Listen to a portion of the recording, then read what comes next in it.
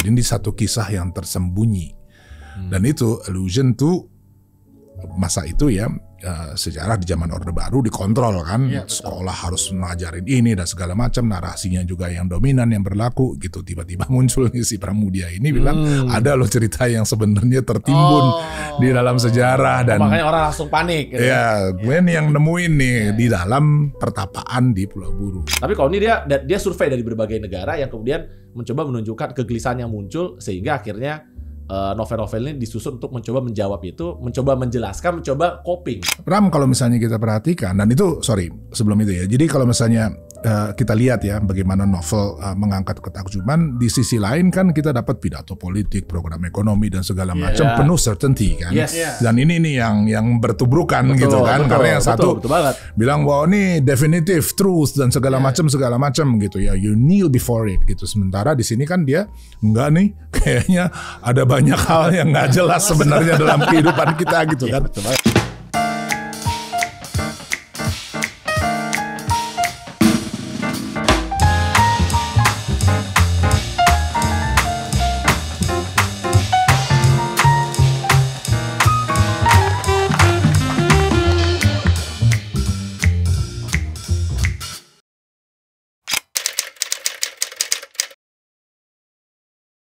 Halo semuanya, jumpa lagi di The Reading Chamber, tempat di mana kita para pencinta buku bisa berdiskusi dan mempelajari apa sih makna dan juga pelajaran yang bisa kita ambil dari buku-buku yang menarik.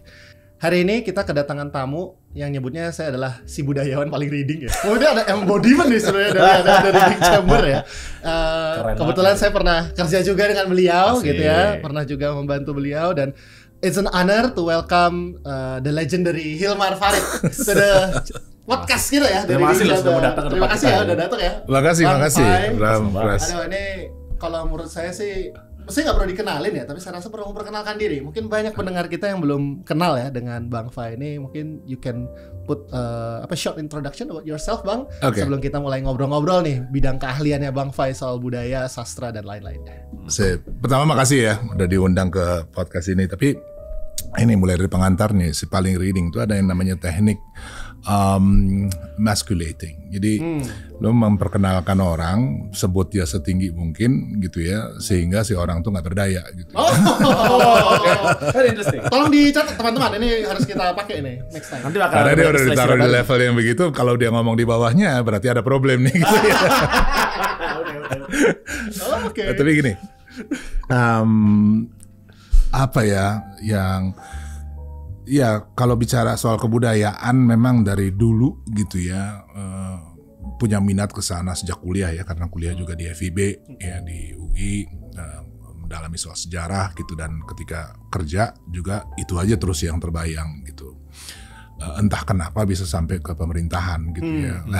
Akhirnya di Direktorat Jenderal Kebudayaan melalui proses yang cukup panjang juga gitu. Tapi sebetulnya sih jabatan di pemerintah dan nggak di pemerintah tuh kayak on and off aja gitu ya. Jadi bukan itu tujuannya, tetapi si keinginan ya untuk bikin suatu kontribusi ke kebudayaan gitu yang jadi driving force dari macam-macam kegiatan dan peran yang dimainkan. Apalagi ya, soal bahasa kali ya, itu juga punya daya tarik sendiri gitu sejak kecil barangkali karena lahir dalam situasi bilingual ya. Jadi bicara dalam dua bahasa berbeda dan selalu fascinated gitu. Sebentar lagi kenapa bisa bilingual dulu? Lahir di luar negeri gitu ya. Lahir di Jerman. Lahir di Jerman, terus sebetulnya waktu kecil nggak bisa bahasa Indonesia tuh. Oh ya? Sama sekali. Inggris sama Jerman? Hanya Jerman. Tapi begitu Jerman? Ya hanya Jerman. Jadi Jerman bahasa pertama. Terus waktu pulang ke Indonesia harus belajar bahasa Indonesia kan gitu. Terus karena ya anak kecil biasanya lebih cepat kan daripada orang yang udah dewasa gitu. Jadi dalam waktu singkat pulang tuh tahun pertama bahasa Indonesia 9 nilainya di sekolah. 9 dari berapa? 9 dari 10. Ya masih bagus. Come on. Masa 9 dari 100? Kenapa bisa begitu? Karena yang lain kan merasa udah bisa. Jadi nggak pernah perhatiin pelajaran bahasa Indonesia, sementara kita kan sangat tekun gitu karena nggak ngerti apa-apa gitu ya. Jadi pengalaman itu juga yang bawa minat terhadap bacaan, bahasa dan dan kebetulan bapak kerja sebagai penerjemah ya. Oh. So he translated all this Enid Blyton, Alfred Hitchcock, dan lain-lain gitu ya ke bahasa Indonesia gitu.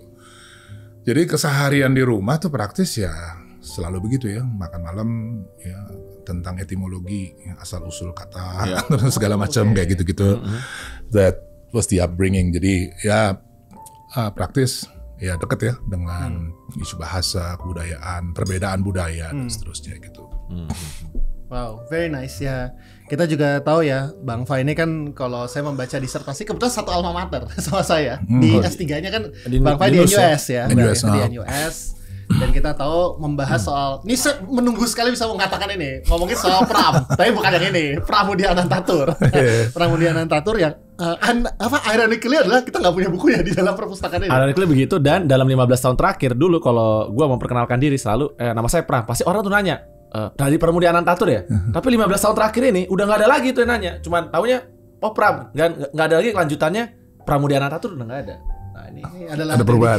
Nah itulah maksudnya perubahan yang besar ini juga membuat saya sebenarnya lebih tertarik dengan your dissertation dan buku ya ngomongin soal Pram. Kan sebelum kita mengundang Bang Fai ke sini kita sempat ngobrol-ngobrol ya soal Pram itu kan orang banyak yang melihat dari sisi anti kolonialisme ya, perjuangan yang menginspirasi lah banyak perjuangan-perjuangan anti kolonialisme gitu yang dia coba put gitu ya, terutama dalam tetralogi Pulau Buru.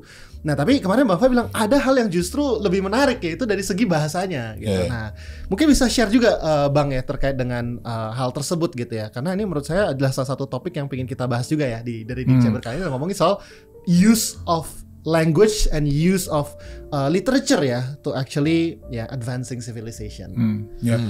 Ya bahasa kan pada dasarnya membentuk realitas di dalam benak kita kan. Ya, the way you say it gitu, itu akan sangat menentukan apa yang kita lihat, apa yang masuk dan segala macam gitu. Dan Pram orang yang dibesar, ya dia sekolah di HIS ya, jadi sekolah Belanda kurikulumnya gitu, tapi diajar oleh orang Indonesia, bapaknya sendiri gitu.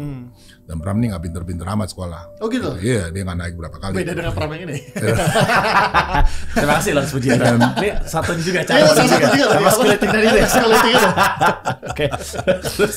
Jadi ketika dia sekolah untuk dalam diajar bahasa Belanda, ya kemampuannya terbatas dalam bahasa Belandanya, dan kemudian dia memutuskan bahasa Indonesia. Tapi dalam penguasaannya terhadap bahasa Indonesia dia betul-betul master gitu. Kenapa begitu? Karena dia kan tumbuh menulis dan segala macam, karirnya itu kan seiring dengan perkembangan bahasa itu sendiri kan. Bahasa Indonesia itu kan awalnya akar dari bahasa Melayu sangat terbatas untuk mengekspresikan diri dalam sastra, dalam macam-macam bidang gitu ya. Jadi dia betul-betul menaruh perhatian sangat khusus terhadap bahasa. Dan ya H.B. Yassin ini tokoh sastra Indonesia gitu ya. Dia pernah bilang gitu, Pram nih bagian dari angkatan 45, Khairil Anwar, Nia Susani, Rifa Apin dan seterusnya kan.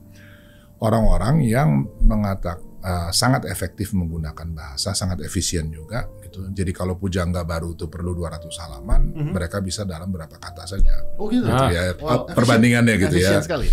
Karena kalau yang satu berbunga-bunga dengan segala macam allusion, retorika dan seterusnya gitu. Orang-orang ini sangat singkat, padat gitu, dan menggunakannya dengan sangat baik gitu. Sayangnya dalam analisis sastra itu kan orang cepat langsung pengen keisi.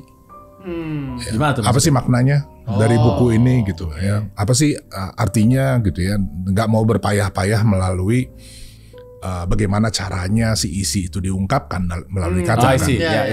Jadi dia pengennya langsung apa sih isi ceritanya gitu ya? Nggak sabar ya. Apa sih artinya nih? Apa nih ngomongnya? Ya sama kayak film kan. Kalau misalnya kayak begitu, ya ngapain bikin adegan, karena pola cerita itu kan sebetulnya terbatas di dunia ini gitu kan. Oh ya? Ya, ada berapa trope gitu yang biasa akan muncul gitu From Rags to Riches, Cinderella dan seterusnya kita akan lihat terus kan pola yang sama gitu.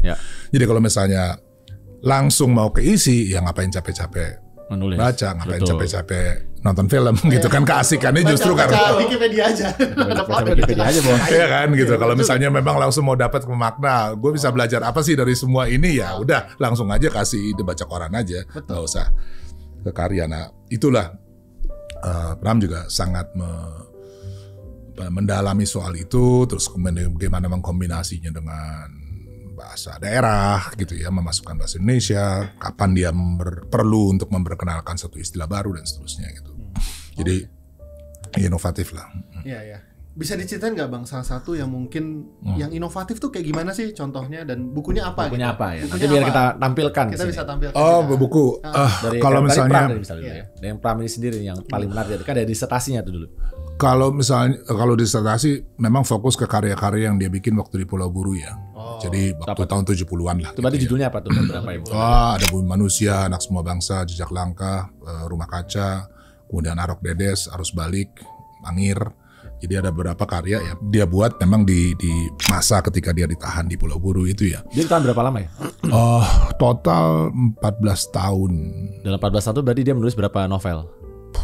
Dia boleh, nah ceritanya menarik. Jadi dia ditahan 65. Terus kemudian pindah ke Pulau Buru tuh 69 gitu. Selama 6 tahun praktis nggak bisa nulis, nggak boleh, nggak boleh pegang kertas, nggak boleh pegang bolpen dan segala macam gitu. Tahun 73 mulai boleh nulis tapi dilarang lagi. Nah dia betul-betul full kerja 75-79. 4 tahun. Ya, nah itu 75 tuh dia selesaikan Arus Balik, kemudian Tetralogi. Itu semuanya 75-76. Terus ada beberapa lagi ya, Arok Dedes dan yang lain nih. Dia praktis dalam waktu 4 tahun. Dia nyelesain tuh sekian banyak tuh ya, 7 novel. Gila, 7 novel 4 tahun. Dan itu yang selamat, artinya bisa dia bawa keluar dari Pulau Buru kan gitu. Yeah. Ya, karena ada yang kemudian dirampas, nggak pernah balik lagi kayak gitu-gitu ya. Jadi dia ngalamin itu tuh beberapa kali gitu. Berarti Jadi ada dia, lost artifact. ada Lost Artifact. Ada satu novel namanya Mata Pusaran, sampai sekarang nggak ketemu gitu. Ya konon keluarganya udah sempet dapat tapi nggak lengkap gitu ya. Jadi belum bisa dipublish secara utuh gitu. Karena kalau kata orang-orang itu kan yang paling menyakitkan buat penulis itu adalah ketika kamu harus mengulang lagi tulisan kamu. Makanya itu kalau file hilang buat lawyer itu paling menyakitkan. Sama skripsi hilang, tesis hilang, suruh ngetik lagi tuh capek setengah mati. Iya. Itu bayang. Itu penderitaan paling besar. Mungkin penderitaan kedua adalah nggak boleh nulis. Gak boleh nulis benar. Tapi penderitaan pertama adalah udah nulis, diambil suruh ulang lagi. Oke. Ya tadi gimana jadi apa tuh satu novel yang mungkin menarik banget supaya nanti ya, kita bisa masuk nih kayak apa nih yang apakah dari gaya bahasanya, pilihan katanya. Kalau ya teknik naratif sih yang mungkin sangat menarik ya, karena misalnya tuh keseluruhan tuh yang namanya tetralogi itu Bumi Manusia, Anak Semua Bangsa, Jejak Langkah. Ini 3 novel pertamanya dia kan diceritakan melalui tokohnya yang namanya Mingke. Iya. Ya kan? Nah, si Mingke ini caranya mempresentasikan cerita itu bukan kayak aku mengalami apa segala macam. Dia mulainya dengan bilang bahwa ini adalah catatan yang saya buat di masa lalu. Sekarang 13 tahun kemudian saya revisit apa yang saya catat di masa itu ya, dan kemudian ditambah dengan impian dan khayal gitu dia sebut di dalam ininya ya. Sehingga kita ada namanya teknik tuh fake document gitu di dalam sastra gitu ya. Jadi kita seolah-olah sedang berhadapan dengan satu naskah yang memang di-preserve oleh si penulis ini gitu. Jadi kayak kita kayak nemuin wah this is the authentic. Dan itu isunya authenticity gitu kan. Nah dia pengen bilang gitu melalui teknik kayak begitu, Pram mau bilang bahwa ini sebenarnya dokumen yang gue temukan dulu ya di masa lalu di dalam sejarah gitu yang sebetulnya sekarang di-revive kembali gitu. Jadi ini satu kisah yang tersembunyi. Dan itu allusion to masa itu ya, sejarah di zaman Orde Baru dikontrol kan. Sekolah harus ngajarin ini dan segala macam, narasinya juga yang dominan yang berlaku gitu. Tiba-tiba muncul si Pramudia ini bilang ada loh cerita yang sebenarnya tertimbun di dalam sejarah dan makanya orang langsung panik gitu. Ya, gue nih yang nemuin nih di dalam pertapaan di Pulau Buru. Ya tentu ini teknik naratif ya, bukan dia benar-benar nemuin itu ya, tapi itu efek yang ditimbulkan. Jadi dia secara sangat cermat memilih caranya untuk menghadirkan cerita itu gitu. Dia kan bisa straightforward aja kan, misalnya bilang atau bahkan misalnya pakai teknik orang ketiga.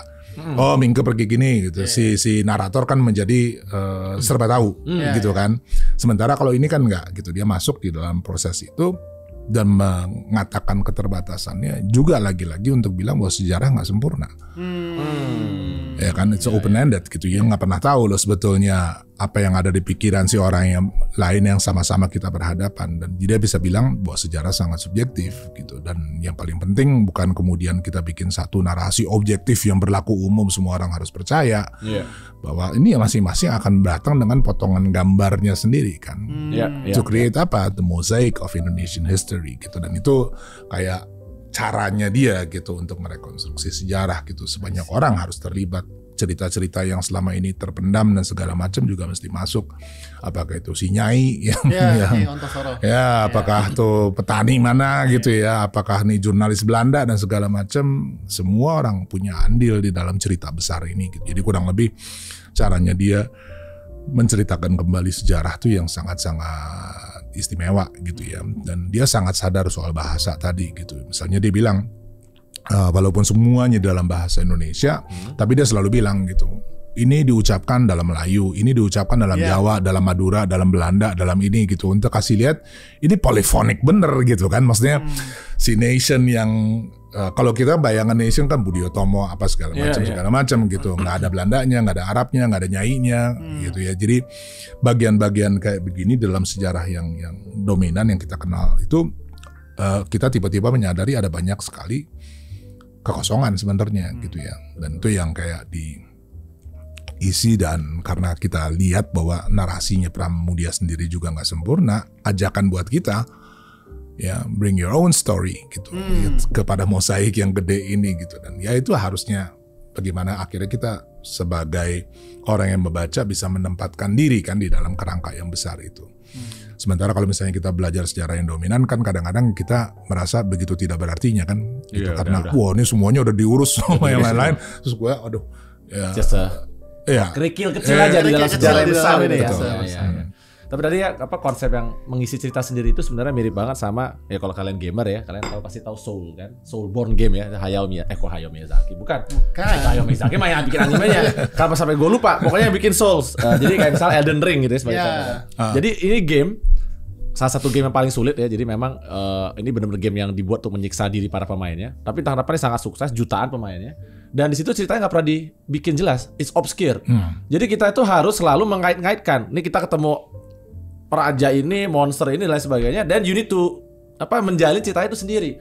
Dan itu entah kenapa ternyata lebih sukses dibandingkan dengan game yang sangat linear atau bahkan yang open ended pun tetap lebih sukses. Entah kenapa orang suka gitu, kayak ya udah, gue bisa membayangkan sebenarnya ketika karakter A bertemu dengan karakter B, dia ini relasinya beda. Sampai ada salah satu akun YouTube tuh kenal banget ya, Zuli the Witch. I don't know kalau kalian ini. Itu sampai kayak jutaan selalu video yang nonton. Dan orang tuh pengen selalu dengar teori dia. Karakter A sama karakter B ini hubungannya apa? Dan apa lore di belakangnya? Nah, itu lore ini paling orang paling senang karena kita bahkan nemuin lore ini itu bukan tiba-tiba ada plot cerita muncul, enggak. Jadi kita mesti ngumpulin item, abis ngalahin bos nanti ada itemnya muncul gitu kan. Nah, itu kita mesti baca. Dari setiap armornya pun kita mesti baca. Kenapa lu dapet item ini, apa hubungannya sampai cerita terakhir? Bahkan sampai terakhir pun enggak ada ending ya. Endingnya cuma benar-benar simpel aja. So you need to imagine everything by yourself. Kalau Elden Ring kan jadi Elden Lord. Ya tapi bahkan jadi Elden Lord itu pun juga sebenarnya nggak jelas ngapain kan. You don't even know. Kita bayangin main game 300 jam sampai akhir pun gue masih bingung. Tujuan gue ngapain? Dan hebatnya adalah game ini juga yang di plot direncanakan 5 tahun ya R&D-nya. Bertahun-tahun juga. Itu sama dia pakai George R.R. Martin. George R.R. Martin yang namanya Game of Thrones ya. Dia menggunakan cerita yang sama tuh. Tapi nanti kita mulai masuk ke buku nih. Jadi tadi kan Bang Fai cerita tadi ya kayak Pram ini kan kayak di banyak diserang di Orde Baru ya. Tapi sebenarnya apa sih yang menyebabkan jadi masalah? Tadi kan sempat cerita karena ada dia ngomong sejarah seperti itu. Tapi apakah orang kayak menganggap tuh serius kayak beneran nih ada sejarah terkunci atau ini is it a problem of literacy atau gimana ya? Kayak orang nggak menyadari bahwa ini fiksi gitu. Maksudnya kenapa dia sampai dilarang segala macam gitu. Apa sih sebenarnya ini saya ingin tertarik. Kalau itu sih terus terang absurd banget ya. Oke. Ya, gue pernah berharap ada suatu grand design. Ternyata absurd aja. Kadang-kadang nggak pernah ada grand design. Saya nggak ngerti apa yang saya baca. Mati sih. Gue pernah bilang ada satu konferensi gitu ya. Orang ngomongin soal Pramudia terus pelarangan gitu terus bilang if you think that the reader is difficult to read gitu, you try the Attorney General gitu, itu bahkan lebih sulit lagi gitu. Karena kita nggak ngerti gitu ya, kenapa gitu. Misalnya dia bilang ada tokoh di dalam novel itu yang namanya Robert Surhoff gitu. Dia orang Indo yang tadinya temenan sama Minke, tapi kemudian memusuhi karena cemburu Minke ya, gitulah. Dan dia pokoknya terus aja menjelek-jelekan gitu. Nah, ketika larangan resmi dari Bumi Manusia itu keluar gitu, antara lain dikatakan bahwa Robert Surhoff ini kelakuannya kayak PKI. Oke. Gitu, karena suka menjelek-jelekan orang gitu. Oke. Oh wow. Ya makanya. Terus kita bilang kayak dalam semua novel kayaknya ada deh. Itu biasa sih, ada orang suka menjelek-jelekan. Itu kayak semacam tipikal karakter aja sih dalam buku. Makanya gitu kan. Jadi kita kan juga kan apa sih landasan dasarnya dan segala macam gitu, dan kelihatan banget ya bahwa sebenarnya orang mencari-cari, dan problem sesungguhnya sebetulnya bukan bukunya, tapi karena aku rasa juga nggak banyak yang baca secara serius dan mengerti Sure isinya dan betul ya kan gitu ya. ya. Kalau misalnya sekarang ini yang paling kelihatan adalah dia dapat perhatian besar ketika buku-buku itu keluar kan. Jadi Bumi Manusia tuh terbit Agustus 1980. Dalam waktu 2 minggu edisi pertama habis. Terjual gitu ya. Jadi benar-benar kayak wah nih tiba-tiba ada sesuatu, dan cetak ulang beberapa kali dalam berapa bulan gitu. Jadi perhatian yang besar ini sepertinya jauh lebih menentukan gitu ya. Karena pelarangan tuh datang kemudian setelah cetakan kesekian baru pemerintah mengambil keputusan gitu ya. Dan orang yang mendukung atau sangat menyambut baik novel-novel ini kan termasuk Wakil Presiden Adam Malik. Ya nama-nama besar waktu itu kan. Dan di zaman Orde Baru juga. Iya, zaman Orde Baru ya, si bekas Pangkop Kamtib Jenderal Sumitro.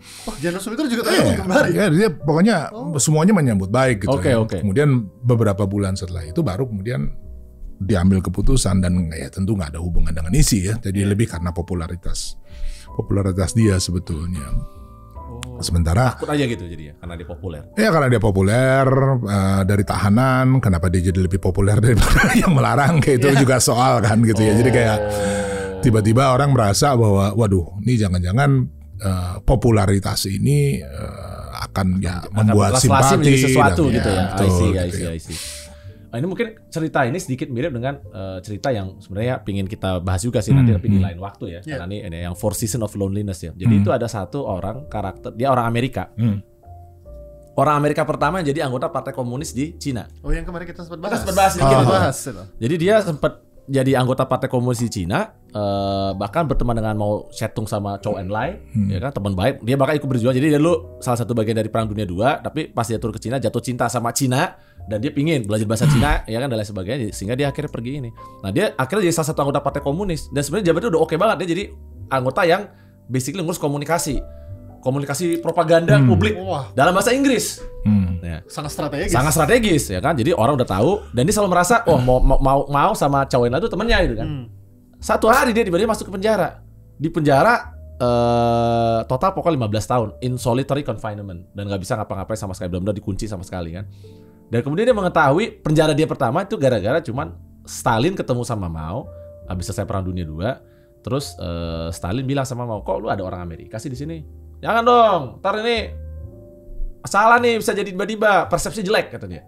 Oke, masukin ke penjara. And just for that simple reason. Dan ini dia masih bisa menerima itu kan. Tapi kemudian dia udah dikeluarin setelah bertahun-tahun ya kan. Tiba-tiba dia masuk penjara lagi. Kali ini juga absurd juga. Istrinya Mao ada yang nggak suka sama dia, istri mudanya kalau nggak salah. Nggak suka sama dia dan merasa tadi itu terlalu terkenal nih, nanti bisa macam-macam. Masukin lagi dia ke penjara. Nah di situ dia stres karena dia bilang, gue menganggap Zhou Enlai, Mao, temen kita berjuang bareng-bareng, gue bener-bener setia nih sama ideologi komunisme banget kan. Tapi kemudian gue dimasukin, dan alasannya 2 kali, dua-duanya absurd gitu kan. Jadi terasa ini, ternyata kita nggak menyangka kan.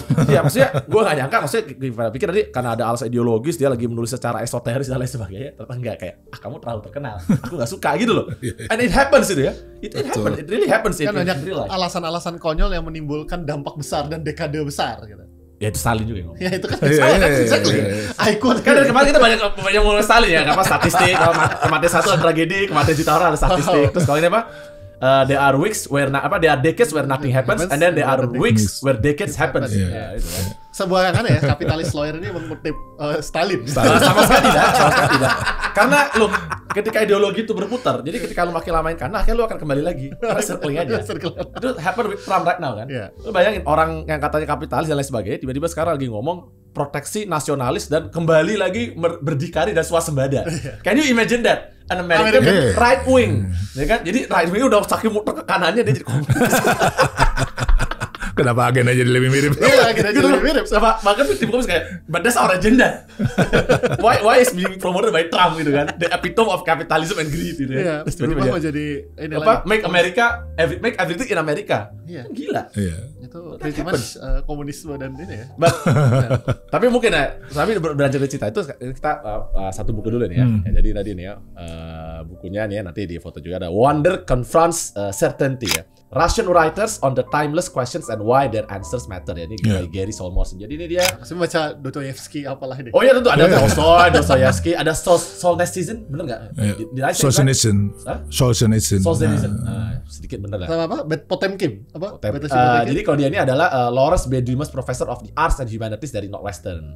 Nah dia nulis buku ini sebenarnya menceritakan kan. Jadi saya baru tahu dari buku ini bahwa literatur Rusia itu tampil meledak secara sesaat. Jadi dia bukan kayak literatur Eropa lainnya. Literatur Eropa itu punya sejarah panjang. Tapi Rusia itu kayak dia meledak begitu aja, tiba banyak banget. Dan orang ini Rusia panjang-panjang banget, terus kemudian menghilang karena kemudian komunisme, Lenin, Stalin itu semua kan berkuasa. Nah di buku ini dia menunjukkan bagaimana para Tolstoy tadi ya, Dostoyevsky itu dia bekerja dan kenapa mereka menulis buku itu ribet banget. Kan buku-buku Rusia itu katanya panjang, ribet, bikin pusing. Dan nggak jelas juntrungannya arahnya apa. Dan semua orang aku udah baca. Saya kan kayak gitu. Saya sih nggak akan baca ya. Tapi kemarin kan ada yang komentar kan, ini kenapa kita membahas Dostoyevsky? Oke, you got it ya. I bring one for you kan. Pas banget. Dalam satu paket nih, wacana nih. Tebel banget nih bukunya. Tapi yang menarik di situ adalah gini, karena dia membahas sejarah. Mereka ini menjawab tantangan zamannya di Rusia. Rusia itu kan mega ekstrim ya. Extreme in everything. Enggak, tapi di Rusia zaman apa dulu nih? Oh, zamannya Tsar pada saat ini. Ini kan pas lagi revolusi. Red Revolution kan. Jadi dari zamannya Tsar, waktu itu kan mereka pada kudeta. Terus Rusia itu kan mengalami nih kan kalah perang kan. Iya. Nah, kemudian kalah perang juga sama Cina waktu itu 1905. So that has an impact on their pride. Iya. Nah jadi di situ muncul tuh gerakan-gerakan ekstremis politis. Jadi filosofi di Rusia itu sangat ekstrim. Dalam artian mereka itu sangat mengutamakan kepastian. Certainty. Ya, do you even know di buku ini dibahas.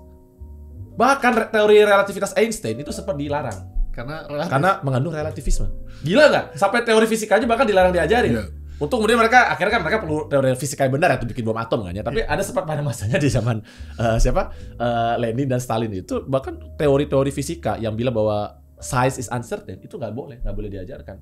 Hanya dengan satu alasan karena itu mengajarkan ketidakpastian. Sementara semua itu harus pasti. Dan pasti itu harus ekstrim tadi kan. Nah makanya di sini the writers nulis begitu panjang itu sebenarnya ada punya satu tujuan.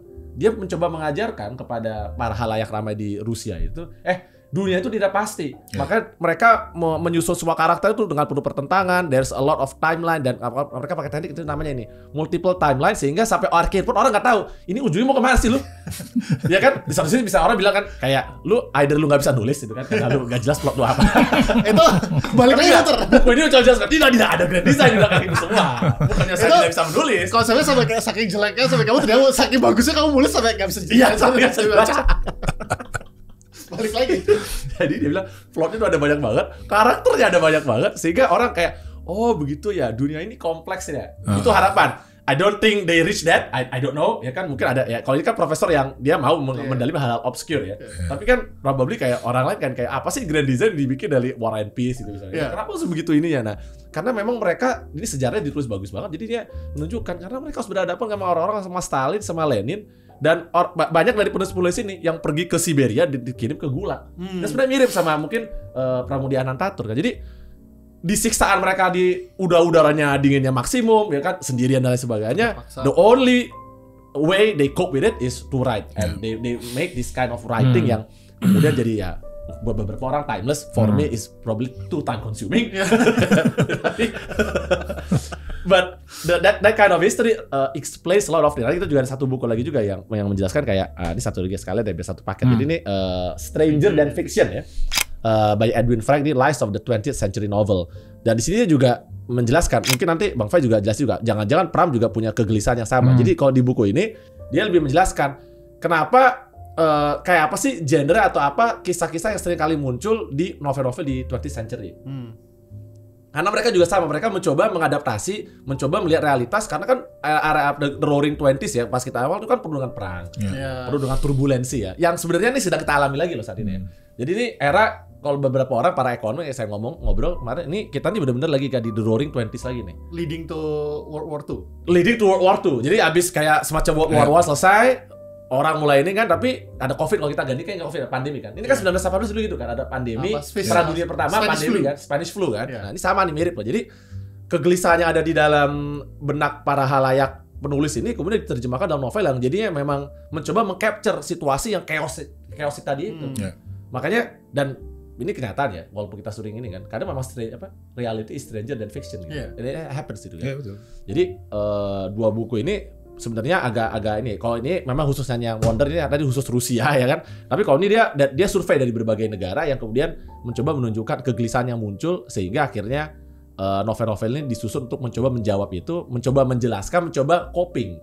Ya kan? Kenapa sih situasi seperti ini? Nah, apakah dari Pram sendiri tadi memang walaupun kita agak ini kaget ya, ternyata rasa absurd aja kan. Tapi apakah di dia ada tuh dia melihat ini kok dunia kayak begini banget. Nah, kita kan Indonesia habis revolusi waktu itu kan. Revolusi sangat berdarah juga ya kan. So, ada pergerakan besar situ. Gimana tuh?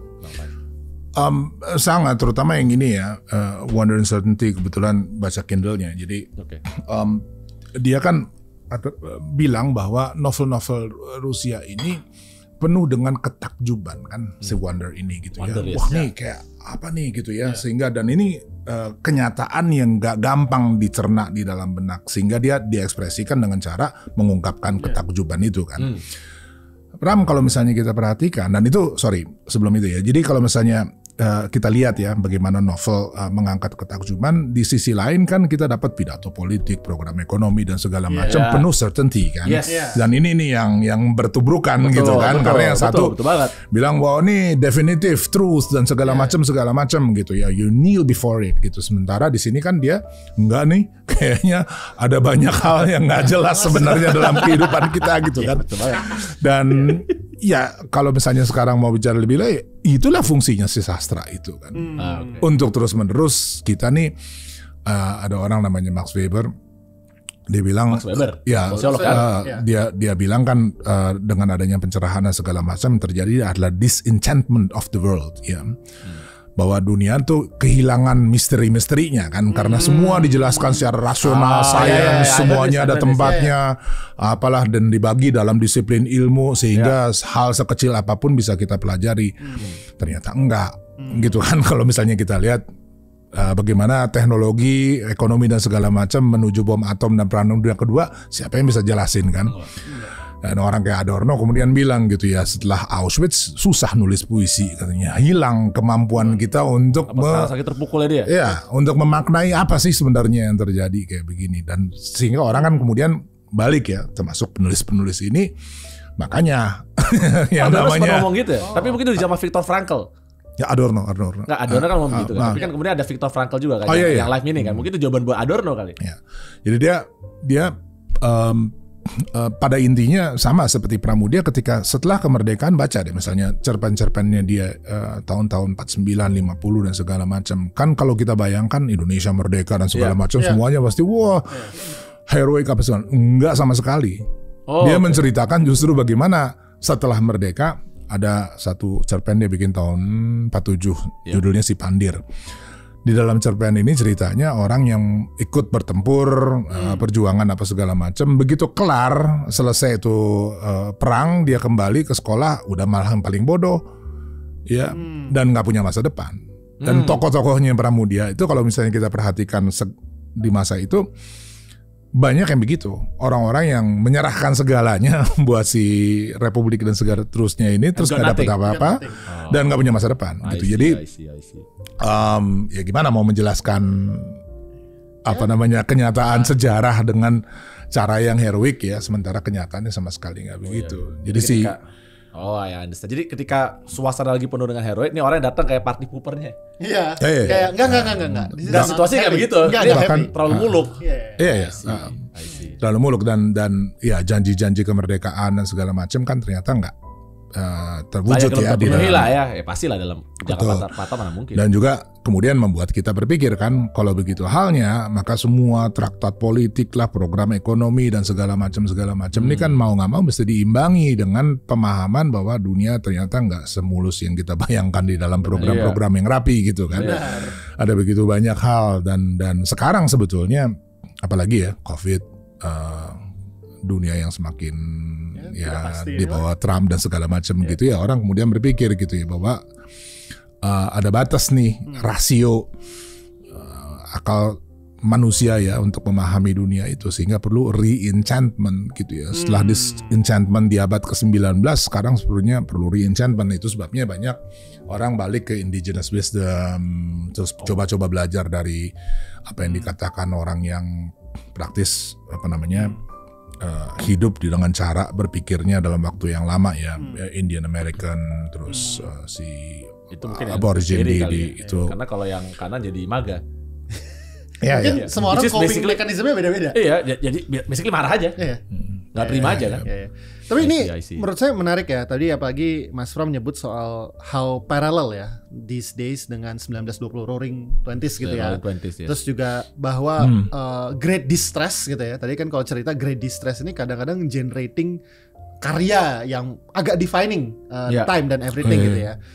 Tapi saya tuh selalu penasaran adalah pada zaman itu kan tidak ada internet untuk brain rotting people gitu ya. Nah, sekarang ini apa yang kira-kira jadi respon zaman the great karya itu gitu ya? Apakah sebentar, kita pernah bahas ini dulu aja kan, I think we've done this ya. Jadi brain rotting itu berkembang terus. Dulu bahkan orang bisa menulis itu brain rotting.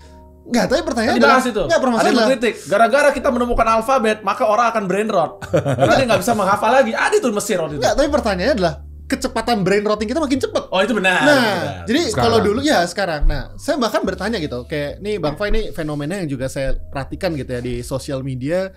Apalagi banyak banget orang yang bikin konten yang kemarin, yang waktu ada roket-roket Hamas dan ini pokoknya roket-roket Iran udah datang ngelewatin itu, terus di lebarnya orang pada party. Orang pada party, dan segala macam gitu ya. Terus kayak I'm preparing myself for the World War 3 gitu. Jadi kayak banyak banget konten-kontennya, saya nggak tahu ya. Karena kan kalau kita ngomongin, ya kemarin kita bahas Leviathan gitu, melihat suasana zaman, I feel we need certainty and everything. Kita ngomongin tadi ya, all this wonderful Russian writer gitu ya, ketika disiksa dan segala macam, channel mereka adalah, ya gue akan mau bikin karya yang betapa complicated, ketidakpastian dan segala macam. Saya melihat semangat zaman sekarang adalah, udahlah, kayak let's just die gitu. Oh ya, even I think like that. Nah, apakah to certain extent kayak ya, if this our last generation, if we are the last generation, let's just enjoy this. Nggak, tapi apakah memang mereka juga mungkin lo berpikir kayak gitu, jangan-jangan pada zaman itu kayak ya udah dunia udah berakhir aja gitu. Kayaknya enggak sih kalau mereka. Ini ada orang yang paling cocok ngomongin soal itu tuh, mesti undang Martin Suryajaya. Oh, itu your friend. Filsafat hancur lebur. itu nggak sih yang apa kalau di video YouTube itu selalu gelap-gelap gitu kan? Gelap-gelap ya? Nggak tahu. Enggak sih dia. Ada Martin, I know, Anna Martin. Dulu kan sama Bapak juga. Dia kan bukan beda ya. Ada Ada orang juga. bukan suka bikin video, I forgot his name, tapi dia suka bikin video agak gelap-gelap itu sambil ada apa asbak merokoknya, terus dia ngomong filsafat. Ya, itu dia ya. Iya, Itu dia. ya. Itu Martin Suryajaya kan? Kalau ngerokok, bener berarti. kalau I ngerokok know. ada filsafat itu sih. Pretty sure about that. Okay, Wah, that's ini correct. mungkin bisa jadi suatu topik Boleh kalau sendiri. jadi bintang tamu, ayo lah kita Iya, ngobrol-ngobrol iya. filsafat. Dia seru tuh. Kenapa saya ngomongin ini gitu Bang Fai, kan maksudnya you study literature, you study sastra budaya gitu. Do you have any opinion on this matter? Ini kan kayak semangat zaman ini apa gitu, maksudnya karya yang kan tadi disenchantment ini akan dibalas dengan selat-selat akan jadi enchantment gitu ya. Nah, bentuknya apa gitu this era gitu. Yang agak beda, yang pastinya beda itu kan lanskap sosial kultural kita berubah secara sangat drastis kan. Kita susah mencari karya besar bukan karena nggak ada karya yang bagus, tapi karena kebesaran itu sendiri kan sekarang sudah rontok kan. Ya, jadi misalnya sekarang dulu orang dapat perhatian hadiah Nobel dan segala macam, semua media akan matanya ke sono. Ya kalau sekarang ya tadi rudal aja dibarengin sama joget-joget, apalagi cuma hadiah Nobel gitu. Jadi nggak susah mendapat grand image tentang sesuatu di masa sekarang, apalagi waktunya kan cepet banget gitu ya. You know much better than me dalam urusan itu ya. Bagaimana segala sesuatu itu time span-nya pendek sekali sekarang gitu. Jangankan untuk fame, apalagi long lasting, apalagi image tentang karya yang besar, pemikiran dan segala macam tuh udah rontok. Apalagi pembagian di dalam bidang kompartemen masyarakat dan demikian rupa susah untuk mencari satu unifying isu ya. Jadi itu ya maksudnya kalau mau menjelaskan kenapa nggak ada yang sebesar itu ya pertanyaan semua orang sebetulnya kan. Kenapa nggak ada pemikir-pemikir gede yang berpengaruh terhadap dunia ya karena konteksnya udah sangat-sangat itu The Death of Expertise berubah. yang Tom Nichols. Ya, itu juga buku bagus itu. Kalau bicara soal tadi ya sebaliknya ya, kalau misalnya bicara itu mungkin orang lebih kalau misalnya kita baca orang-orang di abad 19 setelah revolusi industri ya. Lebih apokaliptik bahkan dari sekarang gitu ya dibanding kita hari ini gitu ya. Kalau kita hari ini ya tadi ya mungkin ada yang bilang oke if we are the last generation so be it gitu ya. I accept that fate. Tapi nggak sedikit orang yang masih berpikir anak cucu dan seterusnya kan. Jadi sebetulnya suasana batinnya kalau mau diomongin kayak begitu. Suasana batinnya dan ngomong soal tren mungkin nihilisme dan segala macam itu jauh lebih dominan di abad-abad lalu. Sama waktu itu pernah ada diskusi juga soal AI gitu ya. Wah AI ini akan transforming apa segala macam. Kalau lihat dari dampaknya yang kita hadapi sekarang, orang ngomong soal job loss dan seterusnya kan gitu. Bayangin ketika alfabet ditemukan dan kemudian mesin cetak itu muncul. Betul. Ya, tiba-tiba semua orang bisa ngomong tentang agama. Tiba-tiba semua orang ngomong tentang sains. Siapapun bisa ngomong tentang itu. Itu dampak dari itu kita rasakan sampai hari ini tuh 600 tahun yang lalu. Sekarang nih apa yang dilakukan oleh AI dampaknya kalau misalnya kita lihat dengan cepat berubah, orang cope with that gitu ya, akan bisa ngikutin perkembangannya dan kemudian mencari mekanisme untuk bisa survive. Dan itu ya generational issue ya. Betul. Mungkin apa yang dikhawatirkan baby boomers buat anak-anak milenial, ya lo pusing amat sih ngeliatin apa sih gitu ya. Tapi untuk yang Gen Z dan Alpha bahkan lihat milenial tua amat sih cara berpikir lo ya. Dan seterusnya kan. Itu kan kayak kita akan melihat pemampatan gitu ya dari proses transformasi yang dulu mungkin perlu waktu 100 tahun ya semakin lama semakin pendek gitu. Tapi polanya sih menurutku ya berulang ya dan nggak jelek-jelek amat gitu ya maksudnya. It's not like the end of the world gitu ya. If it is then let it happen. Tapi maksudnya tapi karena mau bikin apa ya? Kita agak positif in a sense kayak kan gini. Kalau apokaliptik itu ada orang bisa memilih kayak udahlah kita hancur-hancur aja, tapi enggak, kita will do our best. But kita ini sebenarnya lebih tepatnya orang yang udah berpasrah. Iya, itu biasa. Tetap ada ikhtiar. Kita berikhtiar, tapi ya sudah berpasrah ya. Udahlah kalau jadi oke. Tapi kita akan melakukan do our best. Ya kan inti dari takwa. Itu takwa. Buset banget lo gitu kaget. Kapan lagi dengar bapak yang ngomong gini kan? Takwa dan tawakal. Kemudian istiqomah. Ya. Sedikit ini ya. Kita masuk juga satu lagi nih ya.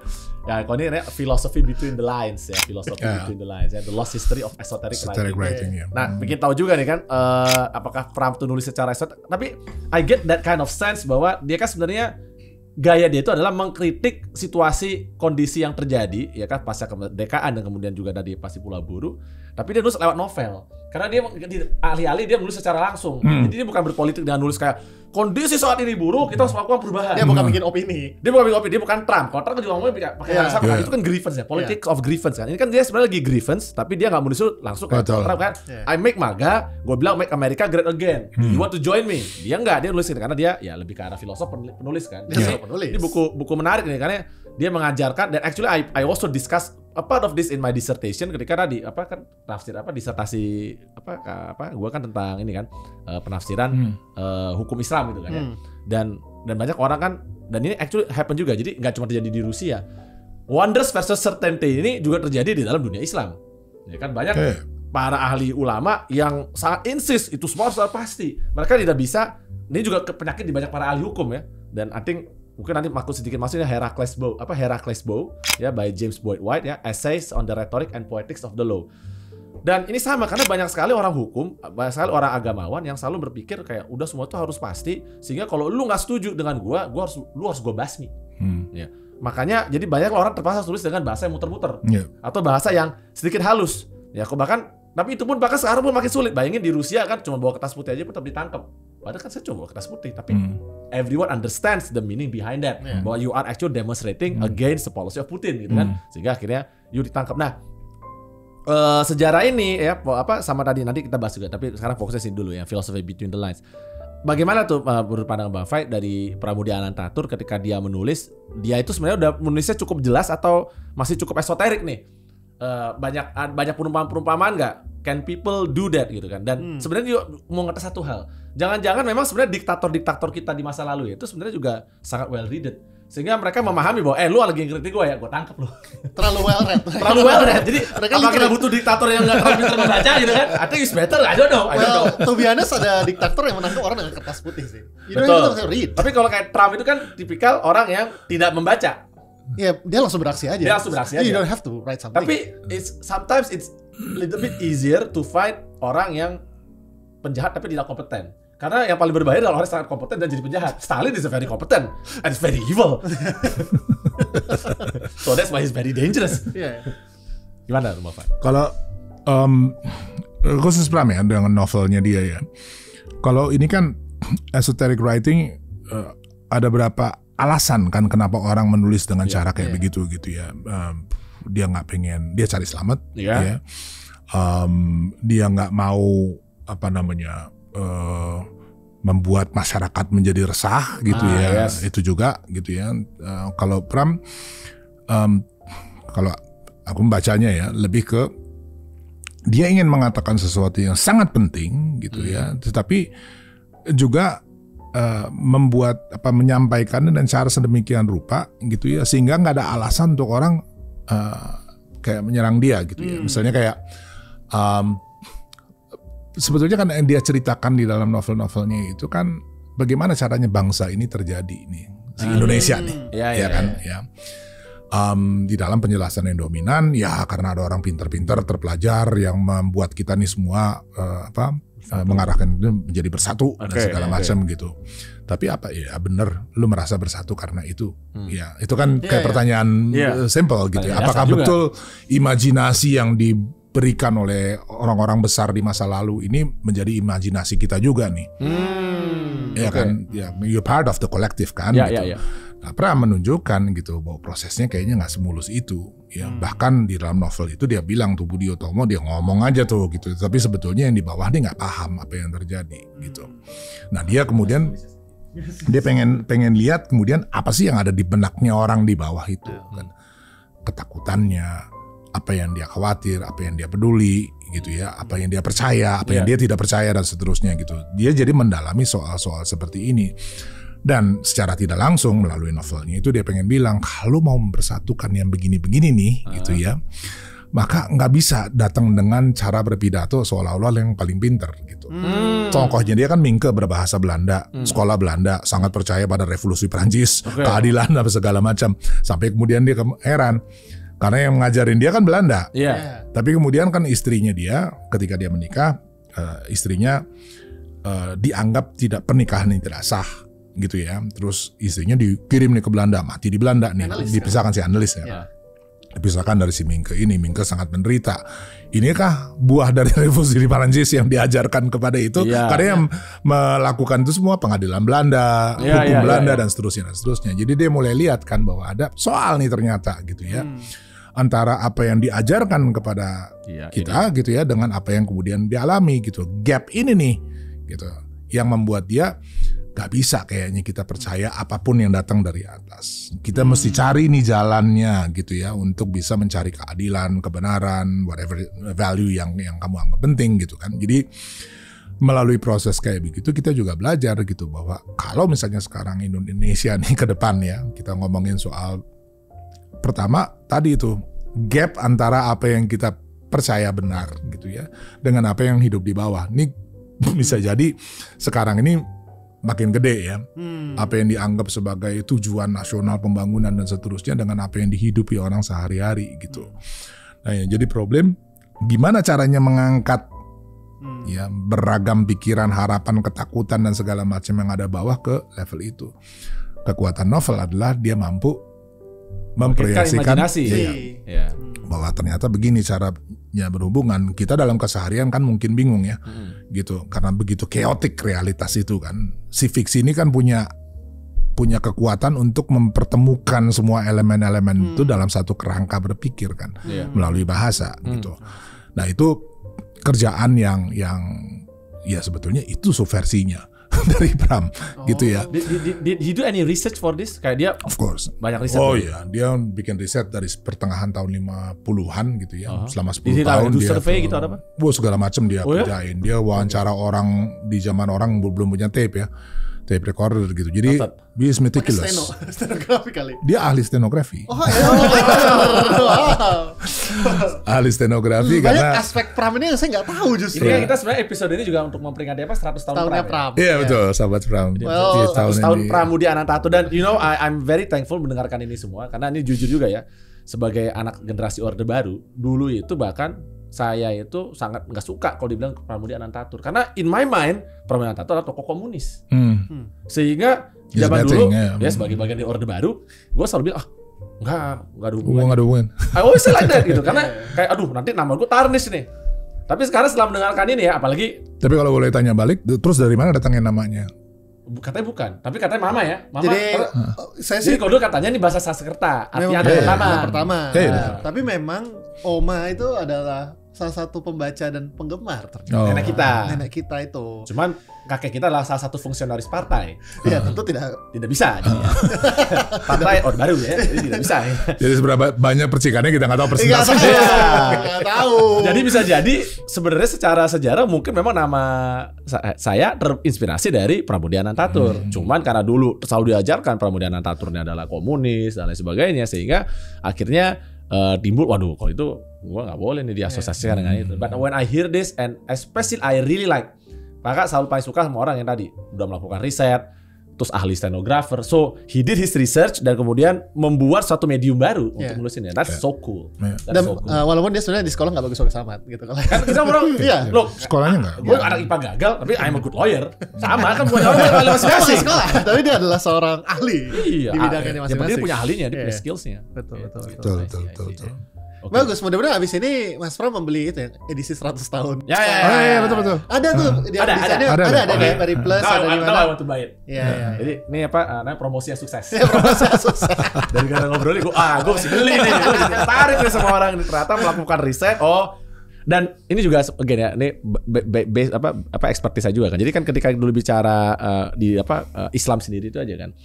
Dan satu yang menarik adalah perbedaan antara ayat Mekah dan ayat Madinah. Ayat Mekah itu paling banyak perumpamaan. Karena dan ini banyak orang lagi nggak menyadari. Karena pada saat itu Islamnya masih dijalankan secara sembunyi-sembunyi. They live in basically a dictatorship gitu kan. Iya. Ya lu orang minoritas bos. Orang minoritas nggak bisa. Iya. Kita lah yang paling benar, nggak mungkin. Ada juga lu di. Gitu kan. Ini banyak orang tidak menyadari hal itu sehingga mereka makanya kembali ke benturan yang ada di buku Wonders of Certainty ini. Jadi orang berubah dari yang sebelumnya kita bicara wonder, ketakjuban, berubah jadi semua harus certain. Hukum jadi satu kepastian. Ini juga dibahas sama James Boyd White. Jadi James Boyd White ini adalah salah satu tokoh yang paling terkenal untuk law and literature ya. Jadi ada gerakan juga di Amerika itu namanya kan ada law economics ya, law and politics. Nah, law and literature itu mencoba mempelajari apa aspek-aspek hukum yang dibuat oleh para para penulis ya, para writers kan. Ternyata banyak hal yang bisa dipelajari dan kita jadi mengerti ternyata orang-orang literatur penulis ini dia tuh sebenarnya belajar hukum juga dikit-dikit. Dan dia mencoba menggambarkan kegelisahannya gitu. Kayak The Merchant of Venice misalnya. Oh iya. Merchant of Venice kan sebenarnya menceritakan itu kan ya bagaimana kamu bisa ngerjain si Shylock ya kan itu dengan menggunakan metode hukum itu kan. Ketika dia dia mau ngambil pound of flesh kan. Iya. Tapi dia lupa masukin terus pound of flesh doang, not blood. Jadi kalau nggak ada blood ini lu kena. Iya, Nah, benar. itu is a very nice way to say gimana caranya kamu main legal, kamu ada plotnya, ada apa namanya? Bukan plotnya apa itu namanya istilahnya ya? Loophole. Nah, ada loophole yang bisa kita pakai. Nah, itu salah satu contohnya juga dan di sini selalu diingatkan dan this is I wrote about this kan hukum. Kan ini kan kemarin di blog saya kan hukum dan imajinasi suatu surat cinta untuk ilmu hukum gitu kan. Nah, karena tadi di sini juga dibahas you need to have that kind of imagination sehingga lu ngelihat hukum itu nggak certain gitu kan. I know semua orang kalau di fakultas hukum ya kita selalu diajarkan adalah kepastian hukum itu adalah nomor satu. Bahkan ini dulu saya ingat banget waktu saya nulis skripsi. Waktu itu deskripsinya kan tentang penggunaan teori maslahah mursalah untuk menjawab putusan MK yang menyatakan bahwa undang-undang terorisme itu batal demi hukum karena berlaku secara retroaktif. Nah di situ ditanya sama dosen buat pelulusan, kamu milih mana? Kayaknya kamu kan bicara keadilan versus kepastian hukum gitu kan? Jawaban kamu yang mana nih? Kalau kamu jawabnya buat kepastian hukum, kita nggak lulusin. Iya. Itu mah disuruh jawab. Bisa dijawab kan? Saya menjawab, ya kepastian hukum itu penting. Nah, kita harus jawab secara diplomatis. Tapi I remember that dan arti penyakit itu yang kerap muncul mau di berbagai, karena di dunia politik kejadian, di dunia agama kejadian, di dunia hukum pun kejadian. So a lot of people, dan bahkan di dunia sains pun kejadian juga kan. A lot of people think, bahkan sampai sekarang saya masih bingung kenapa di Indonesia orang tuh masih berpikir ilmu sains adalah ilmu eksak tak. Nggak make sense. Jangan-jangan kita ketularan sama Lenin sama Stalin.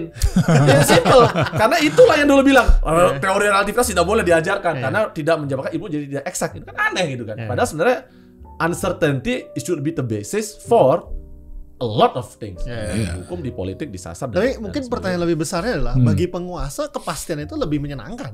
Enggak, cuma masalah gini. Everything is fun and nice ketika berjalan baik-baik, tapi what happen ketika kemudian realitasnya makin lama makin gak sesuai dengan kenyataan. Karena kan gini. Itu bedanya antara kepastian dengan denial dong. Betul, karena gini, kita bisa bilang kan, secara hukum mulai besok matahari terbit dari barat, karena timur gua ganti jadi barat. Bisa sebagai contoh. Tapi matahari besok pasti terbit dari arah yang sama gitu kan.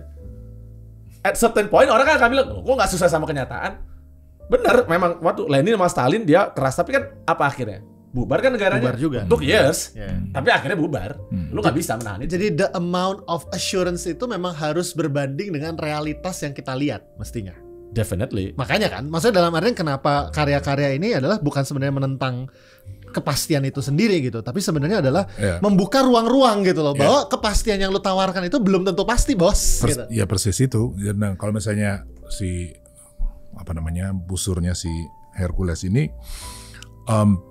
ada pasti tahu si Martha Nussbaum ya kan, Poetics of Justice gitu ya. Jadi dia memang ya tadi itu ketika kepastiannya itu kita nggak bisa pegang terus-menerus gitu ya, space-nya untuk kemudian memperluas kepastian itu atau mengoreksi kepastian itu datang dari mana?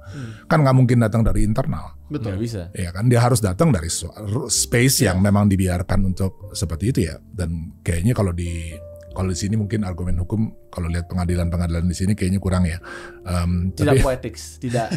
Ya, tapi sementara kayak opening statement apa segala macam di pengadilan di sana kan penuh dengan retorika, penuh dengan retorika dan nanti kita bahas sedikit juga ya tentang bagaimana teknik tadi menulis itu ya, karena memang di sini tuh kita tuh bahkan kayaknya diajarkan untuk menulis sekering mungkin. Karena kering itu dianggap lebih objektif. Karena memang pertanyaan tentang objektivitas dan hukum itu adalah salah satu permasalahan filosofis paling fundamental yang selalu ini. Karena apa? Kita orang hukum perlu meyakinkan semua orang bahwa kita ini objektif. Karena kalau nggak, apalagi basisnya orang percaya sama hukum. Ya kan orang yang subjektif. Padahal seperti sering I said here, hukum itu adalah fiksi. Ya, sama kayak tadi negara. Ketika kita merdeka dulu kan, kenapa tiba-tiba siapa memberikan kuasa pada Soekarno dan Hatta ternyata bahwa kita merdeka? Dan kenapa tiba-tiba kita jadinya harus jadi satu negara Indonesia? Kenapa bukan negara di daerah masing-masing? Kenapa tiba-tiba gue harus bergabung di Indonesia? You need enough people to believe. Makanya jadi berantem kan? Karena kalau lihat dari Pramudia kan dia mikirnya, banyak loh isu-isu di depan. Tapi kan kalau buat founding fathers, and I can understand and this is very logical for them, gue tahu nih bangsa sangat diverse. Kalau gue nggak bikin satu unsur pemersatu, bagaimana caranya gue bisa mengklaim bahwa ini negara satu? Bagaimana cara gue bisa membuat orang percaya, kita benar-benar satu loh? It's a really tough job. Yeah. And they did well. They did quite well. Bahwa kita akhirnya sekarang percaya negara kesatuan Republik Indonesia. Siapapun melanggar itu kan berarti subversif. Tapi itu teknik yang nggak bisa ya secara logika ya bener. Nah cuma tinggal masalah gimana dari negara kesatuan ini memberikan manfaat ya paling nggak lu dengerin lah suara-suara di bawah, concern-concern yang muncul. Betul. Kan sebenarnya I would think Pramudia bukan berniat gue mau bikin negara merdeka baru, karena bikin negara susah guys. Jadi, ya kan gue capek. Jadi sedikit cerita aja ya kan, gue kayak apa lagi maju nih kan jadi ketua Iluni UI itu aja cuma menyatukan di UI aja susah gitu. Terus sekarang mau bikin negara baru, that doesn't make any sense. Jadi I'm pretty sure Pramudia juga melihat dirinya dia sendiri ya kan, Pramudia di masa lalu, Pramudia sekarang gitu kan. Kita sama-sama melihat kayak it make sense untuk membuat sesuatu yang benar-benar baru dan nol. Tapi kita boleh mengkritik, kita boleh memberikan masukan kepada penguasa gitu kan, untuk bilang bahwa ini ada loh suara-suara yang tidak terdengar gitu kan ya, karena tadi lu terlalu asik mungkin dengan kita punya narasi besar yang keren gitu kan. Tapi ya I think it's a shame ya, and it's a shame for me knowing my original name gitu ya, tahu apa salah satu origin of my name ternyata terlalu disalahpahami, dan kemudian gara-gara which I think happen also to me ya ada orang iri aja, ada orang gak suka aja, kayaknya orang terlalu terkenal atau terlalu terlalu sukses sehingga I have to get it down. Nah itu yang mungkin ya karakteristik yang apa ya sangat disayangkan ya. Ya. Ini tampaknya kita sudah 1 jam. Serius ya? Ya ini bahkan belum bahas ini nih. Kita bahas sedikit lah. Ini kita harus membahas Goris Keraf nih. Wah ini Goris Keraf ini harus. Nah, salah satu ini adalah 1 bab 5 nih sebenarnya saya bahas adalah pendaya gunaan kata dan ketepatan pilihan kata. Nah ini saya suka banget istilahnya ya Pak. Ketepatan pilihan kata mempersoalkan kesanggupan sebuah kata untuk menimbulkan gagasan-gagasannya tepat pada imajinasi pembaca atau pendengar seperti apa yang dipikirkan atau dirasakan oleh penulis atau pembicara.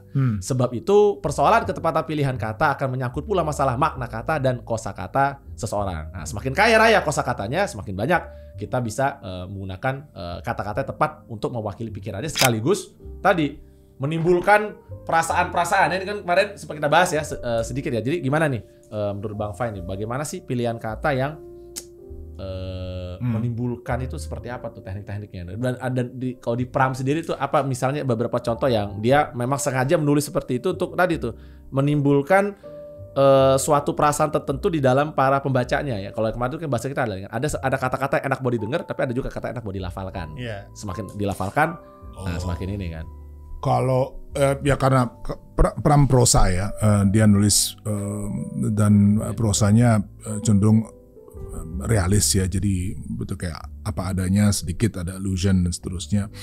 Tapi kalau soal pilihan kata ya tadi ya dia angkatan 45 yang hemat ya, jadi betul-betul kayak setiap kata tuh harus punya fungsi gitu ya, jadi nggak berlebihan bleber-bleber kesana kemari gitu, jadi cukup ringkas dia menulis. Tapi kesan sih kalau misalnya baca tetralogi itu udah agak lanjut ya, dia ada upaya untuk mendekatkan ke bahasa anak muda maunya dia nih. Di era itu. Anak muda 70-an ya.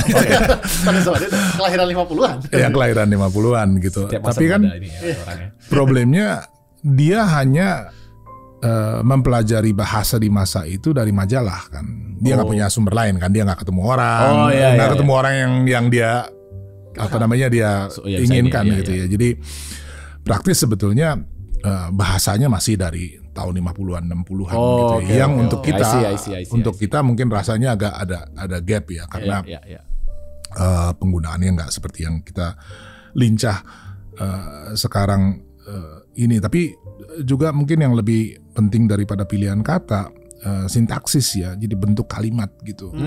Karena bentuk kalimat kita ngomong nih kayak begini ya gitu ya, hampir semuanya itu SPOK sangat simpel gitu ya. Sementara Pram karena pengaruh bahasa Belanda, juga pengaruh dari bacaan dia Eropa dan segala macam gitu ya, punya misalnya membangun ketegangan kalimat ya gitu ya, lu meletakkan inti pesannya tuh di akhir gitu ya, tuh teknik retorika biasa sebetulnya gitu ya. Jadi kayak bangun semua ketegangannya terus kemudian menyatakan sesuatu di akhir, yang sekarang nih di dalam keseharian agak jarang kita temukan ya di dalam ya media atau sehari-hari orang ngomong gitu ya. Dan itu sebetulnya juga kerugian ya, balik ke soal tadi yang kita ngomong soal bagaimana retorika itu penting gitu ya. Karena ya membangun imajinasi apalagi kalau mau ngomong kolektif dan seterusnya itu kan harus bisa seinklusif mungkin ya, memberi ruang untuk orang masuk ke dalamnya, tapi juga kemudian nggak terbenam di dalam lapaknya masing-masing gitu ya. Jadi bukan cuma kayak menyediakan segala sesuatu buat orang, tapi dia bisa betul-betul membawa orang masuk ke dalam imajinasi kolektif yang ditawarkan dan menjadi bagian darinya. Dan itu yang mungkin kalau bicara soal Pram, kekuatan dia yang paling besar gitu. Karena kalau lihat sampai sekarang ya, misalnya kayak blog kayak Goodreads, reviewnya terhadap itu, ya ada 1-2 yang bilang, aduh boring banget, gue capek bacanya dan seterusnya gitu. Tapi majority orang gitu bilang bahwa sangat menikmati ceritanya. Padahal ditulis dalam bahasa yang mungkin agak outdated gitu dari segi tren gitu. Berarti kan boleh dibilang karya ini melampaui masa penulisannya sendiri gitu ya. Karena punya relevansi gitu sampai hari ini gitu. Dan tuh dengan cara begitu juga orang mulai misalnya kenal kata-kata, istilah dan segala macam yang mungkin tidak terlalu akrab sekarang gitu ya. Tetapi karena ditempatkan di dalam imajinasi yang kita percaya kita juga jadi bagian darinya, kita adopsi juga katanya, dengan begitu kita memperkaya gitu ya. Dan itu nggak banyak karya sastra yang punya kekuatan seperti itu ya. Karena kadang-kadang kita baca novel enak diikutin ceritanya, bahasanya juga ringan, sangat accessible dan seterusnya gitu. Tapi ya udah, setelah kita baca, jangan-jangan kita nggak terlalu ingat juga.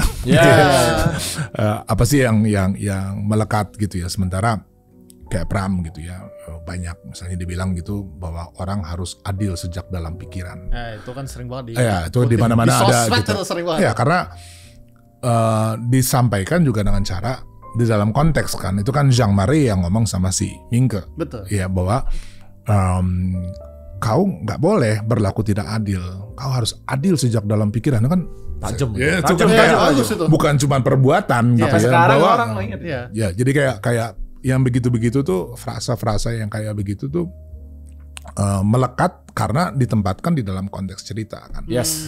Sama seperti ketika dibilang tentang pentingnya menulis gitu ya. Kalau kau tidak menulis gitu ya, kau tidak bedanya dengan hewan yang berpikir gitu. Jadi dia kasih lihat bagaimana tulisan ini eksistensial sifatnya gitu ya. Jadi betul. Untuk menjadi orang gitu dia harus punya ini tulisan, dan itu kan tinggalkan orang bisa meneruskan dan seterusnya itu. Jadi selalu ya ditempatkan di dalam konteks cerita, sehingga si frasa ini, pernyataan atau kata dan segala macam tuh betul-betul punya kekuatan gitu ya. Kalau nggak kan ya omongan biasa ya, lewat begitu aja ya, karena nggak ditempatkan di dalam kerangka cerita yang solid gitu. Ya, mungkin kalau sekarang deh, buat era-era anak zaman sekarang tuh mungkin speech-nya Kapten Edwin di saat terakhir ketika dia di Shingeki no Kyojin, yang dia maju itu semua para pasukanku ya kan, selalu mereka semua mati kan. Nah itu salah satu mungkin buat lebih relate ke anak-anak zaman sekarang di Shingeki no Kyojin. Tapi mungkin tadi sedikit karena tadi membahas ini juga siapa, Pram ini kan banyak bahasanya kan, jadi ini menarik ya. Ini sebenarnya bukunya Remi Silado, cuman dia waktu itu pakai pseudonym namanya Alif Dania Munshi ya. 9 dari 10 kata bahasa Indonesia adalah asing. Ini dulu saya menikmati banget buku ini karena jadi tahu, ternyata bahasa ini banyak banget ya, kayak bahasa Belanda gitu kan ya. Kita serap semua kan. Tapi memang banyak banget yang kita menyerap ya. Karena kan bahasa Indonesia again ya tadi ini sebenarnya bahasa disusun untuk mempersatukan kan. Jadi dia harus belajar dari tempat orang lain. Sangat kosmopolitan. Sangat kosmopolitan. Jadi sebenarnya ya again, this is why you need to learn sejarah, tahu ya, dan harus kritis. Jadi kita tuh tahu dan nggak ini. Nah mungkin 1-2 buku terakhir yang kita bahas dikit ya. Ini yang Classical English Style dari Walt Farnsworth.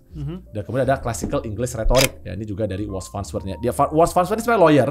Dia ini dekan di Texas School Austin ya, di Texas University School of Law. Tapi dia juga salah satu penulis yang sangat berbakat. Nah dia ini kalau Classical English Style tadi ada terkait dengan pilihan kata. Jadi mungkin nggak banyak yang tahu ya. Tapi sebenarnya bahasa Inggris itu adalah bahasa yang timbul dari dua bahasa digabungkan jadi satu. Jadi Anglo-Saxon itu yang bahasa yang tadi, yang simpelnya, yang ibarat kata ini bahasa apa ya, bahasa Jawa yang Melayu pasar kali ya. Bahasa pasarnya, orang-orang pasarnya gitu. Dan kemudian ada Latinate, itu yang tadi yang buat orang terdidik. Orang literate-nya. Nah, dia ini menggambarkan dan memberikan beberapa pelatihan bagaimana cara kamu menggabungkan dua unsur tadi. How do you write untuk orang pasar, tapi juga how to write elegantly, dan gimana mengkombinasikan itu supaya tulisan kita jadi lebih canggih dan lebih ini ya. Nah, sementara kalau tadi retorik, nah tadi ini yang seperti dibahas Bang Fai kan, menempatkan ada di mana, bagaimana cara gayanya, dan I actually use this ya ketika kemarin I write, itu selalu tuh mengulang. Karena apa? Dia bicara khususnya kayak masalah repetition, kemudian penempatan kata, kapan kita mesti ngebalik, kapan kita mesti menggunakan kiasan, atau tadi yang seperti kita bahas di awal tapi nggak terekam gitu kan. Bagaimana cara kita ngomong sesuatu dengan tidak mengomongkan hal itu. Nah, itu salah satu teknik retorik kan? Itu salah satu teknik retorik. Nah, itu dibahas semua di dalam buku ini. And I actually practice and use this, karena makanya if you read, ini juga salah satu kenapa tulisan itu orang kalau udah berlatih ya, memang sulit tuh direplikasi karena ini nggak bisa direplikasi. I think nggak bisa direplikasi sama AI. Karena ini cara yang kita udah belajar bertahun-tahun dan kita udah tahu cara nulisnya. Makanya again kayak misalnya kan kakak tuh kesulitan banget ya kayak misalnya proses ini kan. Again ini a part of that kan. Ketika orang ada tim yang menulisin buat gue. Nah, itu nggak sulit bisa. karena I cannot feel this is not me gitu. Begitu ada tulisannya muncul terus nanti disuruh CC pakai ACC nama gue, makanya it's a little bit hard for me to go into politics karena semua katanya nggak bisa. Ini tidak merefleksikan saya tidak mau jadi orang yang palsu. It has to be authentic kan. Nah jadi itu kenapa ya again I will encourage you guys to read this book ya, tadi semua buku-buku kita rekomendasikan, and I hope you have this kind of menikmati proses membaca ya. Susah mencari teman, makanya ini terima kasih sama Pras ya mempertemukan saya dengan Bapak ini. I've been longing untuk mempertemukan iya. bapak-bapak berdua ini. I'm really happy karena you know it's really hard Yeah. to find someone yang punya ketertarikan terhadap hal ini dan kemudian ya mengerti kenapa ini menyenangkan, kenapa ini indah, gitu, kenapa ini seru buat dibaca. Dan kemudian tadi mengetahui sejarah Pras juga really exciting karena this is a really great guy gitu. And unfortunately sejarah memperlakukannya dan tidak adil gitu ya. Padahal harusnya kita ini kayak tadi bahkan I'm not sure a lot of people know bahwa tadi adil sejak dalam pikiran adalah dari dia. Itu aku tahu, cuman mungkin nggak banyak yang Seberapa tahu. banyak. Harapan kita adalah dengan ini orang tahu gitu ya. Tapi seberapa banyak sih orang yang mengetahui frase yang menurut saya itu sangat sangat melesak di banyak pikiran orang gitu kan. Adil sejak dalam pikiran itu penting banget. Ini memang unfortunately ya waktu seperti biasa, dan saya yakin para pendengar tuh selalu bilang begini. Mereka bisa panjang. Terus 2 jam atau 3 jam aja film seri saya rasa. Itu figure of speech juga tuh. Waktu akhirnya memisahkan kita. Oh iya itu kan I use itu figure of speech dong. Itu retorik kan. Oh iya benar. Enggak, itu di Trump juga. No. Dan kalau saya pengen bilang bahwa kadang-kadang kenapa tuh saya pengen mempertemukan Bang Fai dengan Mas Pram gitu ya. Karena saya tahu bahwa ini ada para pembaca itu ada orang yang selalu hidup dalam kesunyian. Mereka sibuk sendiri di kepala mereka dan nggak ada yang bisa ngomong gitu, nggak bisa nyambung, jarang ketemu orang yang mungkin nyambung, literate gitu ya. Jadi saya ngerasa bahwa ya tadi pembicaraan ini justru yang bikin saya senang adalah menyadari Pramudia Azhar Oktavinanda menyadari the origin of the name itu ternyata menarik sekali. Yaitu Pramudia Ananta ternyata memiliki I feel proud. keterkaitan ya antara berarti satu dengan seharusnya paling nggak secara literasi saya tidak memalukan dia lah. Dengan all this ya kan, I hope dah. Oke lah, nama gue dipakai oleh orang yang nggak salah lah. Perpustakaan dia juga kira-kira begini nih. Iya. Hah? Iya, perpustakaannya Pram sendiri. Kayak gini juga. Ya, dia pernah dulu berapa? 10.000 ya? Sekitar 10.000. Iya, dia sekitar 15-an tuh. Tahun 60-an ya. Tapi hancur kan. Oh, sad. That will be sad. Terus dia bangun kembali itu perpustakaannya. Jumlahnya. Ya. Ya ini kita akan terus bertambah tentunya. Sekarang umur saya masih berapa nih? 42 ya tahun ini ya. Hopefully kalau kita masih bisa hidup sampai 60 tahun lagi gitu ya, atau mungkin teknologi kita bisa hidup abadi kan, I will add more and more. Karena sebenarnya ini bahkan 10.000 itu baru yang lebih ke fisiknya ya. Jadi kalau paper saya juga punya ribuan kan, paper akademik dulu. Kerjaan saya dulu waktu di kampus ya S2 S3 itu kerjanya nyebut paper aja. Cuman untungnya nggak sempat waktu itu terakhir sempat kayak sampai dipanggil sama itu dekan rektoratnya. Kebanyakan Kebanyakan ya nih. Kamu mau akun apa ya? Dulu saya nggak ngapain beneran, saya cuma mungkin di zaman itu yang sayap dikirain ya mau apa sayap gitu. Dan itu karena sarap ya, jadi udah dibagi per jenisnya, dibagi per penulisnya lagi. If someone took that, itu udah enak banget karena dia udah bisa langsung tahu. Lu mau tahu sesuatu sama Milton Friedman? Ini udah dibagi di bagian ekonomi, filsafat itu udah saya bagi semua gitu ya. Karena I have punya that kind of obsession that semua itu harus ada pada tempatnya. Jadi kalau nggak pada tempatnya itu jelek gitu. Ya, mungkin contoh neurodivergent begitu kan. Ya. Jadi kayak everything has to be in proper place ya kan. Nah, jadi itulah sebabnya. Well, thank you banget dan seru banget ya obrolan kita, dan I hope this is not to be the first and the last time with you actually. Harap banget ini bisa banyak kolaborasi juga, dan sejarah kan kali. Nanti bisa kita bahas juga ya sejarah dan segala macam. Kira diundang kemana, Jalin ya? Ya bisa juga. Iya. Gantian ya. Ya gantian bisa. Senang hati sekali kita mau datang. Dan mungkin ini kita akhiri dulu pertemuan yang seru ini, dan sampai bertemu lagi di episode berikutnya dari Reading Chamber. Thank you semua.